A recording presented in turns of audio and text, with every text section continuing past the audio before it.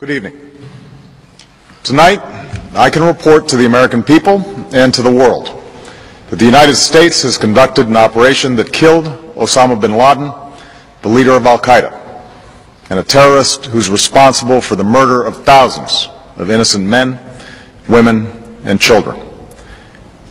It was nearly 10 years ago that a bright September day was darkened by the worst attack on the American people in our history. The images of 9/11 are seared into our national memory. Hijacked planes cutting through a cloudless September sky, the Twin Towers collapsing to the ground, black smoke billowing up from the Pentagon, the wreckage of Flight 93 in Shanksville, Pennsylvania, where the actions of heroic citizens saved even more heartbreak and destruction. And yet we know that the worst images are those that were unseen to the world.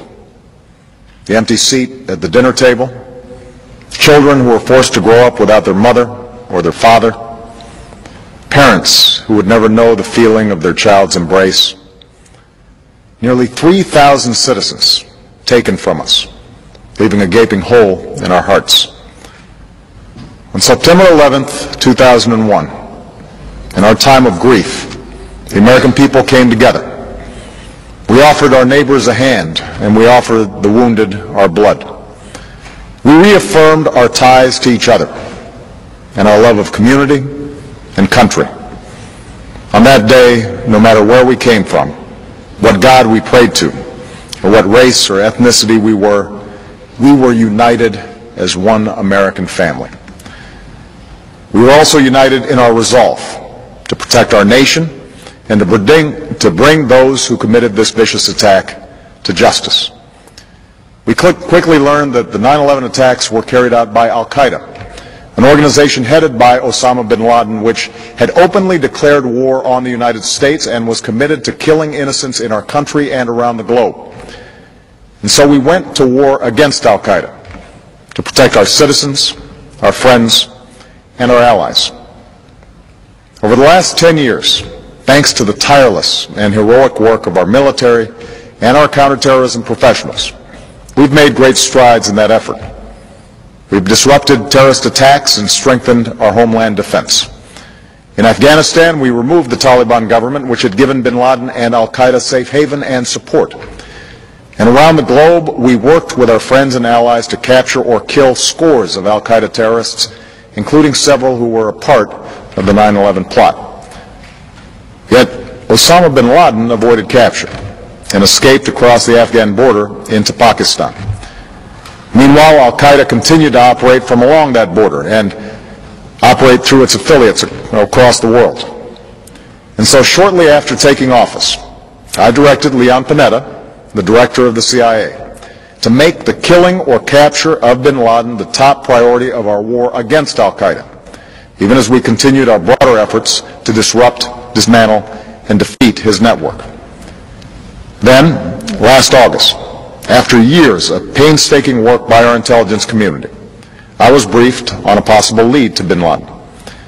It was far from certain, and it took many months to run this thread to ground.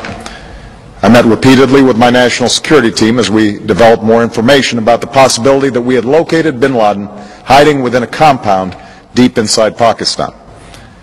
And finally, last week, I determined that we had enough intelligence to take action and authorized an operation to get Osama bin Laden and bring him to justice.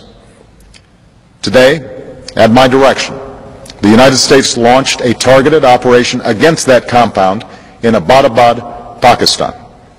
A small team of Americans carried out the operation with extraordinary courage and capability. No Americans were harmed. They took care to avoid civilian casualties. After a firefight, they killed Osama bin Laden and took custody of his body. For over 2 decades, bin Laden has been al-Qaeda's leader and symbol, and has continued to plot attacks against our country and our friends and allies.